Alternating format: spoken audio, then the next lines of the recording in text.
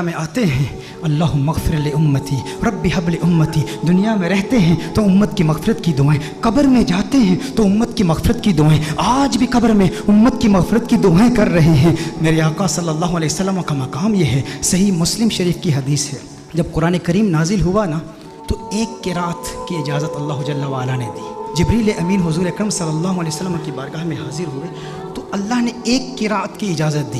حضور اکرم صلی اللہ علیہ وسلم نے جبریل امین کو واپس بھیج دیا، جبریل واپس چلے جاؤ، اللہ کی بارگاہ میں عرض کرو کہ میری امت کے قبائل تو بہت زیادہ ہیں، اب ایک قرات کی اجازت، یہ میری امت کے لیے اس کا تلفظ آسان نہیں ہے۔ حوّن علی امتی، امت کو سہولت دی جائے۔ نبی کریم صلی اللہ علیہ وسلم نے جبریل امین کو واپس بھیج دیا، جبریل امین اللہ کی بارگاہ میں حاضر ہوئے۔ اب دیکھیں ہندوستان کے علماء بیٹھے ہیں، حضور کے امتی ہندوستان میں بھی رہتے ہیں نا، میں جب ہندوستان میں جاتا ہوں تو وہاں پر جب بیانات میں مجھے دعوت دی جاتی ہے، جب مجھے مدعو کرتے ہیں تو کہتے ہیں شاکب شامی کو ہم دعوت دے رہے ہیں۔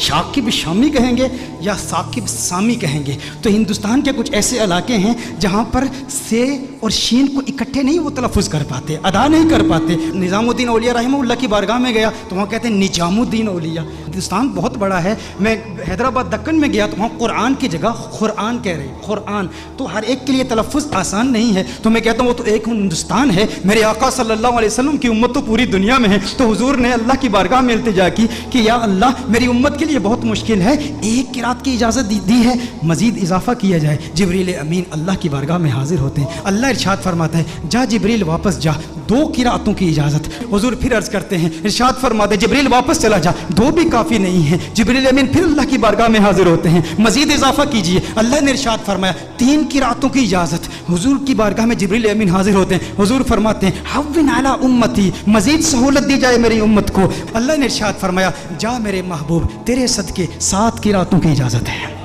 اللہ ناراض نہیں ہوا، اللہ نے ناراضگی کا اظہار نہیں کہ میں ارحم الراحمین ہوں، میں اپنی مخلوق کے تلفظ کو نہیں جانتا تو کون جانتا ہے؟ میرے محبوب بار بار جبریل کو واپس کیوں بھیجتا ہے؟ میں نے تو قرآن نازل کیا نا، لیکن اللہ نے ناراضگی کا اظہار نہیں کیا بلکہ اللہ جل وعلا نے پیار کا اظہار کیا۔ اب اللہ کا پیار کیا ہے، اللہ کی محبت کیا ہے کہ محبوب یہ جو 3 بار تجھے تکلیف اٹھانی پڑی نا کہ تو نے جبریل کو 3 بار بھیجا ہے میری بارگاہ میں، اس تکلیف کی وجہ سے محبوب تجھے انعام دیتا ہوں، تجھ پہ اپنی عنایات کا نزول کرتا ہوں۔ وہ انعام کیا ہے؟ تجھے ضمانت والی 3 دعائیں دیتا ہوں، 3 دعائیں۔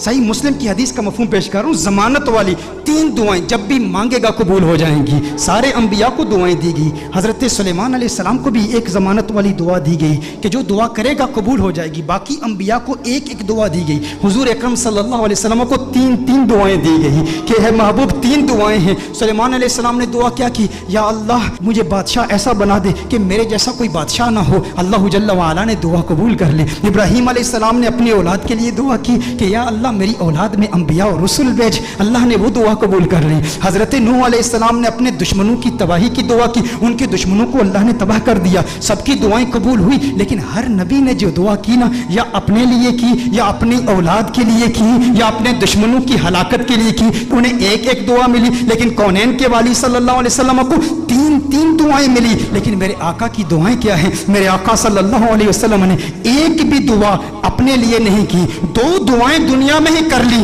اور ایک دعا آخرت کے لیے مؤخر کی۔ دنیا کے لیے جو دعا تھی وہ کیا تھی؟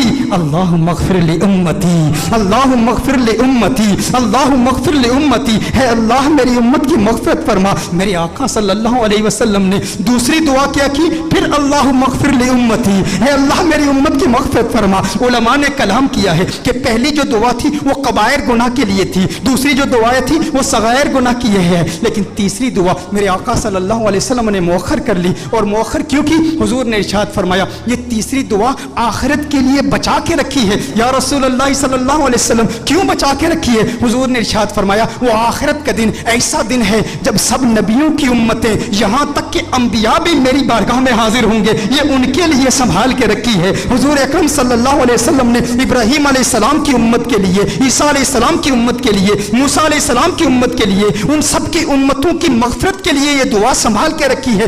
ذہن میں یہ سوال تو پیدا ہوتا ہے نا، باقی انبیاء کو بھی قیامت کی ہولناکیوں کا علم تھا نا، قیامت کی ہولناکیوں اور سختیوں اور شدت کا علم تھا نا، وہ جانتے تھے کہ مخلوق کس قدر مجبور ہوگی قیامت کے روز، انہیں بھی اپنی امت سے محبت تھی نا۔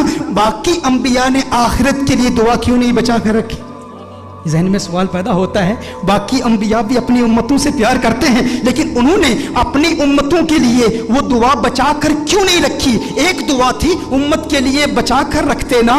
انبیاء کو پتا تھا، انبیاء جانتے تھے کہ اس لجپال کو لاج ہے۔ ارے ہم کیوں پریشان ہوں جس کی آمد کے تذکرے ہم کب سے کر رہے ہیں، اپنی امتوں کو بتا رہے ہیں وہ محمد عربی آ رہا ہے، وہ لجپال ہے، جہاں اپنی امتوں کو بچائے گا وہاں ہماری امتوں کو بھی بچائے گا۔ میرے آقا صلی اللہ علیہ وسلم فقط اپنی امت کے لیے نہیں آئے، وہ رحمت للعالمین ہیں، وہ عیسیٰ کے لیے بھی آئے ہیں اور عیسیٰ کی امت کے لیے بھی آئے ہیں، وہ موسیٰ کے لیے بھی آئے ہیں، موسیٰ کی امت کے لیے بھی آئے ہیں، وہ ابراہیم کے لیے بھی آئے ہیں، ابراہیم کی امت کے لیے بھی آئے ہیں، وہ نوح کے لیے بھی آئے ہیں اور نوح کی امت کے لیے بھی آئے ہیں۔ علی نبینا وعلیہ الصلوۃ والسلام، انہیں پریشانی نہیں تھی، وہ جانتے تھے وہ لجپال ہیں، انہوں نے پہلے ہی انتظام کر رکھا ہے، وہ سب کی شفاعت کر دیں گے، کیونکہ میرے آقا صرف اس امت کے لیے نبی نہیں، وہ سب کے لیے نبی ہیں، یہاں تک نبیوں کے لیے بھی نبی ہیں۔ اعلیٰ حضرت نے یہ احمد رضا صاحب کلام پڑھ رہے تھے، اس وقت مجھے اعلیٰ حضرت کا وہ کلام یاد آیا۔ اعلیٰ حضرت نے بڑا خوبصورت تخیل باندھا ہے کہ دنیا میں میرے دل میں یہ خواہش ہے کہ نبیوں اور رسولوں سے ملوں اور سارے انبیاء اور رسول سے ایک التجا کروں، ان سے ایک بات پوچھوں۔ یہ کس کی خواہش ہے؟ اعلیٰ حضرت کی خواہش ہے کہ اس دنیا میں سارے انبیاء اور رسول سے ملاقات کروں اور ان سے ایک سوال پوچھوں۔ لیکن اس دنیا میں ممکن تو نہیں ہے احمد رضا کہ سارے انبیاء اور رسول کی بارگاہ میں تو حاضر ہو اور ان سے سوال پوچھ۔ کہا تو پھر میں قیامت کے روز پوچھ لوں گا، آخرت میں پوچھ لوں گا۔ اس وقت مخلوق بھی اپنے اپنے مقام کے اعتبار سے اور اللہ کی شان کے لائق اللہ کو دیکھے گی، تو اللہ کے سامنے اعلیٰ حضرت حضور کے سامنے انبیاء سے ایک سوال پوچھیں گے۔ وہ سوال کیا ہے؟ انبیاء سے کروں عرض کیوں مالک ہو؟ انداز دیکھیں، تیور دیکھیں، ادب کا مقام دیکھیں، حضور کا احترام بھی ہے، امتی آپ کا ہوں، لیکن انبیاء سے ایک سوال پوچھنا چاہتا ہوں، انبیاء سے کروں عرض کیوں مالک ہو؟ کیوں مالک ہو؟ انبیاء سے کروں عرض کیوں مالک ہو؟ کیوں مالک ہو؟ کیا نبی ہے تمہارا ہمارا نبی؟ یہ جو ہمارے آقا ہیں، جو ہمارے نبی ہیں، کیا تمہارے بھی یہی نبی ہیں؟ انبیاء سے کروں عرض کیوں مالک ہو؟ انبیاء سے کروں عرض کیوں مالک ہو؟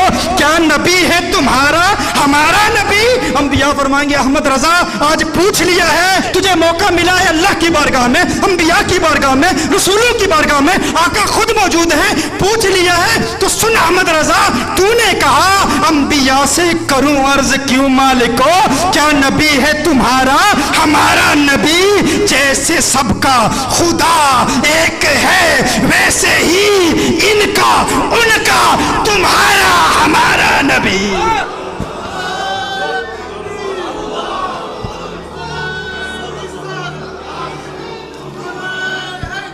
جیسے سب کا خدا ایک ہے ویسے ہی ان کا تمہارا ہمارا نبی۔ کرنوں بدلی رسولوں کی ہوتی رہی، چاند بدلی کا نکلا ہمارا نبی۔ کیا خبر کتنے تارے کھلے چپ گئے، پر نہ ڈوبے نہ ڈوبا ہمارا نبی، پر نہ ڈوبے نہ ڈوبا ہمارا نبی۔